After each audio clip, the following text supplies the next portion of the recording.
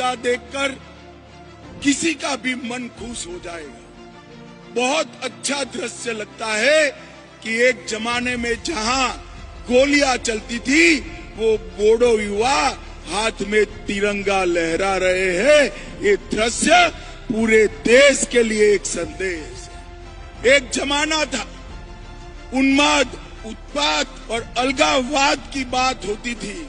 आज शिक्षा, विकास और इंडस्ट्री की बात होती है।